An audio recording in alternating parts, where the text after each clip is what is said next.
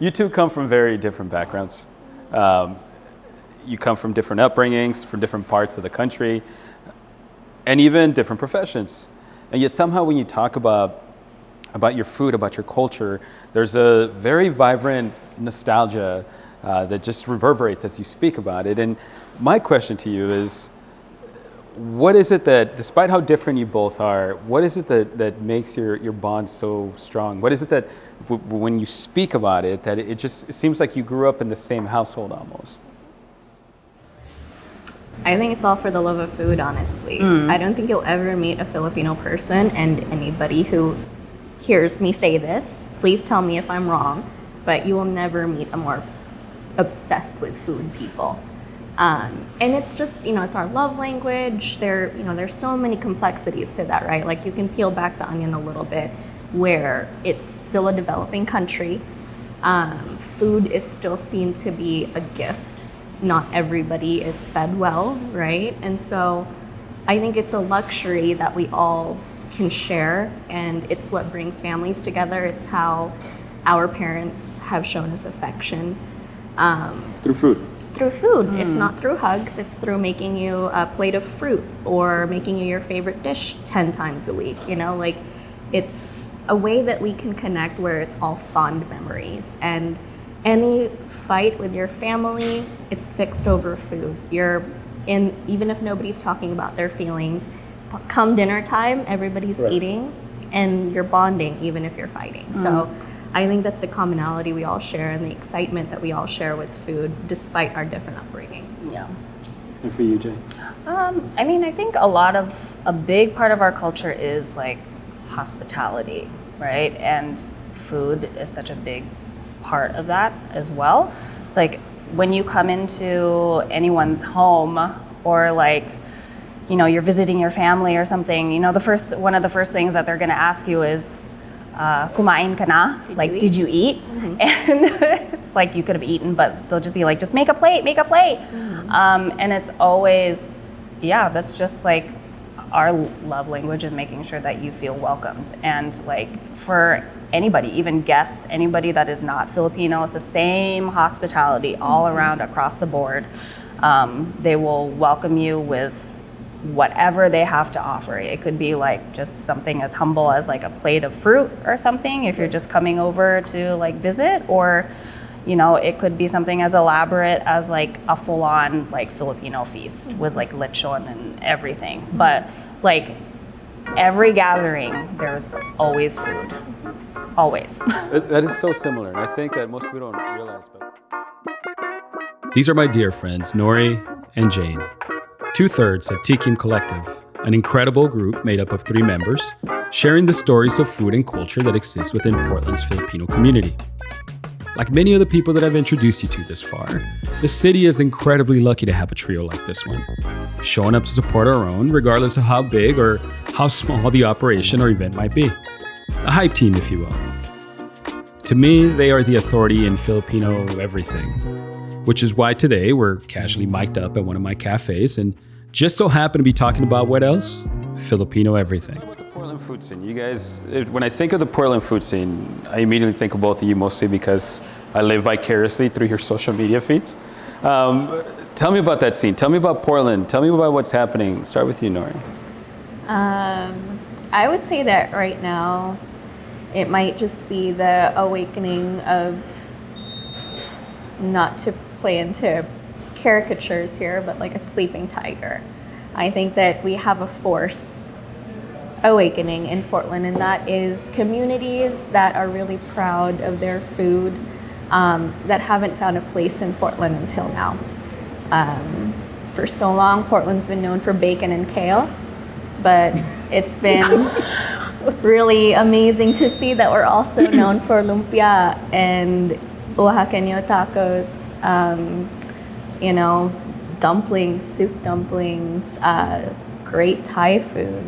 So it's just nice that we're not all voodoo donuts anymore. Yeah, although it still kind of pisses me off when I see a bunch of tourists walking around with pink boxes. I'm like, you son of a bitch. There are better. Matutina's right here. Yeah. Matutina's right here. What about you? What's your take on the Portland food scene? I mean, I think it's changed like dramatically, even from when I moved here a little over like 6 years ago. As far as I know, like it was kind of a little bit of a wasteland, like in terms of like Filipino food in general. But just talking with like other chefs, like Vince from like Burloo, how, you know, he had opened a tasting menu concept prior to the pandemic, but like he didn't actually start doing Vietnamese like focused until after. And it was really interesting to hear how he was just like, I don't know how people are gonna react to this or if it's even gonna succeed, but like just seeing people come and like just do it for like their own benefit, right? Because like they want to, because they want to share that with the world is really cool. And I think that's why it's like actually succeeding, because I feel like a lot of like in terms of like Asian cultures, you know, like we tend to be like, you know, you just put your head down, you're quiet. For like my family in general, it was all about like assimilation, and like we don't talk about like how good we are or whatever. It's just about trying to fit in. And it's been really interesting and fun to see like chefs like Vince, chefs like Carlo, just like be unapologetically who they are and then share that through their food. But there's commonality in Mexican and Filipino culture, and part of that goes back to 1565 when, you know, we were ruled, and when I say we, I can't speak because I don't know how many generations my family was, but what is now Mexico and what is now the Philippines was ruled by Viceroyalty of New Spain, which is now Mexico. Why is that when we think about Mexican cuisine, we think of it in a global like spotlight, and not necessarily a good spotlight. People still think of it in ways that like, are obnoxious to me. But nonetheless, it's far more popular. We share these these very common things, but Filipino cuisine hasn't gotten the recognition or the spotlight the same way. What do you think is keeping it from that? Oh, I really think it's many people aren't familiar with this, but there's a hierarchy even in Asian cultures. Filipinos specifically in Asia, we're seen as the help. Mm-hmm. So a lot of it comes from a lot of the overseas workers that go to China, go to places in East Asia, you know, what we lovingly say fancy Asians, right? They go to those countries to work, to provide for their families, because in the Philippines, there is no middle class. You are either poor or you're rich, and that's it. And so already there's that piece that, you know, I think that there is already that built-in shame around our own food and our own culture, that we really keep it to ourselves. We see things, there's a concept that we say in Manila, like in other places too, something is social. If something is social, it means it's for the rich, something that's like fancy, right? And Filipino food has only very recently been seen to be something that could be social. You go to, if it's like your birthday or your anniversary, you're gonna go to Italian food. You're gonna go to Spanish food. Like you're gonna go to places, even Chinese food, but you will never go to a Filipino restaurant, not when I was growing up. And I think that is what's held us back, is we've kind of gotten in our own way, that we didn't allow ourselves to be passionate about our own cuisine in the way that I see Mexican people being passionate about their cuisine, whether intentional or not, to put it on the global spotlight. But I think that's shifting. I can feel the shift. I personally feel the shift. You wouldn't have caught me trying to cook, you know, my friend's sinigang 10 years ago. Right. I don't like to have to explain to somebody why a sour soup is palatable. But now I'm like, this is what you're eating. You either hate it or you love it. But if you hate it, don't be my friend. You're wrong. You're wrong. But you know, I mean, it's just, I think like, you know, even just 10 years ago, I think I couldn't joke about this. So people say like, oh, maybe my food is yucky. Maybe my food's not fancy. But I really do think that's rooted in that. For you, how do you, speaking of Portland and again, the introduction, how long have you been here now? A little over 6 years. 6 years. I've been here for almost 11 years. 11 years. I think about 3 years ago, and you know, the big, when Carlo was finally getting his own spot, right? And how exciting that was, that he's like, I'm gonna take on Filipino cuisine. And a lot of us had been appearing at his pop-ups, Twisted Filipino pop-up, shout out those guys. But it was a very different time. Going back to what I asked originally, what do you think is driving that change?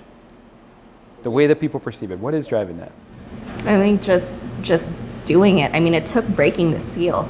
And we fondly call Chef Carlo Kuya, which means big brother in our language, because he broke that seal here in the Pacific Northwest, and I think specifically in Portland, that Filipino food deserves a platform and deserves a price point that is higher than what we've done in the past. He's demanded it. Not without hard work, though. I mean, Chef is trained in, you know, classic French technique. So he brought his caliber of cooking and his skill to really launch him to a platform where he can unapologetically be Filipino. And I think how he positions it, and I'm just talking from a personal perspective, what I think the shift is here in Portland, is him even challenging the concept of authenticity. It's really about what is authentic to you, right? And if you are doing things that are authentic to you, then that makes it authentic. Because we even struggle with titos and titas, which is, you know, our elders or Filipino elders coming into Magna and saying, like, this is not Filipino food. Yeah, right? What does that mean? Exactly. And so, you know, we have to work through that as well. So I think just even talking about it has been the catalyst to the shift, is that whether good or bad, whether criticizing or praising, we're talking about Filipino food, and that's all we needed to do to start. Yeah. What are you excited about here in the city with Filipino cuisine? I mean, you know, yes, it did start with Carlo, and I was definitely there. Not the first day, but day 2 with my small child as my date. I was there because I was so excited. I was like, oh my God, it's not a wasteland anymore. I mean, it's been fun to, you know, Carlo kind of paved the way. And then before the others came, I mean, there's like TJ from Sunrise, who's like young and like he's hungry. He's hungry to like do well. And I'm super excited for when they like open up at the Ritz, but I am mostly excited for hopefully some sort of like tasting menu concept from anybody, like whether it's Carlo, whether it's TJ from Sunrise. It's all like really interesting to see like how great their technique is and where they can take it. But even like on a different scale, you know, like Jerry and Ethan are both like lovely people that make really good food, and they're like in their own way, right? Yeah. From Baon. And just the fact that they're here and want to like share, like they're just making the effort to share their food is already enough for me, that I have access to it at all, because I didn't prior to and this whole awakening. I think it's such a luxury. If you moved here less than 3 years ago, to be able to come into the city, to have places that did not exist.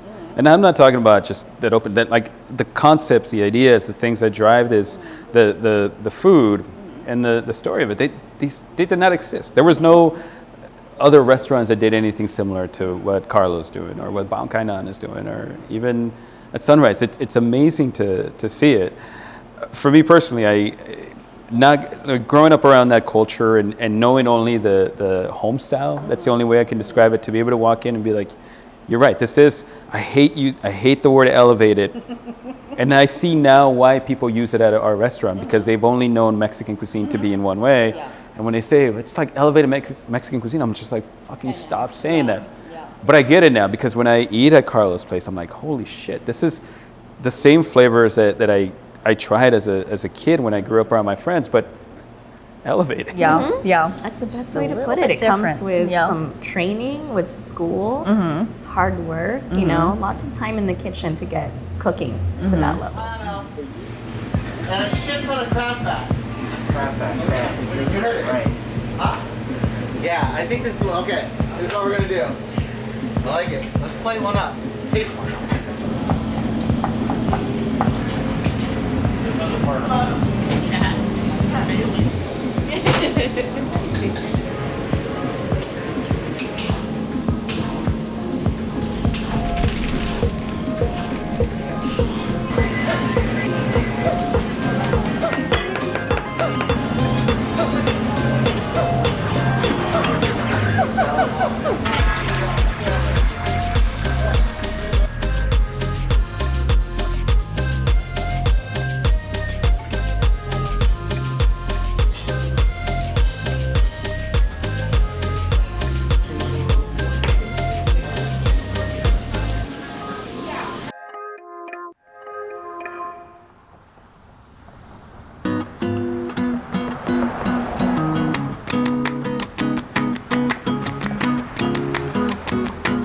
My name is Angel Medina.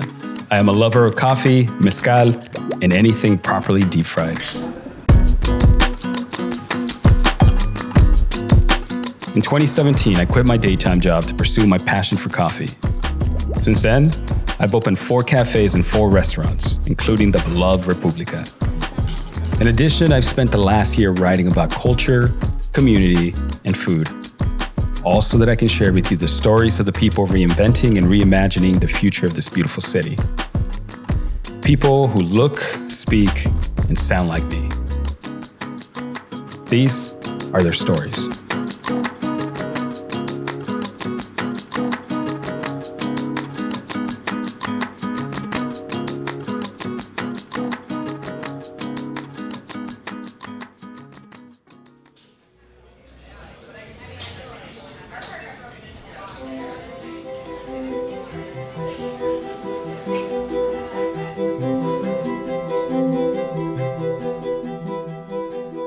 There's an old Filipino saying that goes, "A person who does not remember where he came from will never reach his destination." Allow me to introduce the remarkable chef, Carlo Lamagna. A teacher, a mentor, and as of recently, named one of the best new chefs according to Food and Wine magazine. Best new chef, huh? Calling him best is very fitting. Calling him new, well, new to some. To a lot of us, Carlo is the epitome of hard work, drive, and dedication to a craft. There's so much depth to his story, from his birth in the Philippines to his very early upbringing in Detroit, back to the Philippines, back to Detroit, and eventually making a name for himself in Chicago. Followed, of course, by the magic he produced for over 3 years here in Portland, Oregon at Clyde Common. Somewhere among all that, there was a time at the prestigious cooking schools he attended, followed by the time spent staging in Germany and even some time well spent in France. And did I mention the Twisted Filipino pop-ups? And even after all that, the beauty of this man is not only his approach to cuisine, but the way he carries himself as one of the most humble and genuinely good people of this industry. Watching him pursue his life's passion of cooking the food from his homeland has truly been one of the most inspiring things for people like myself and so many others that look like me. It's an honor and a joy that so many of us get to eat his food. Truly, an honor and a joy.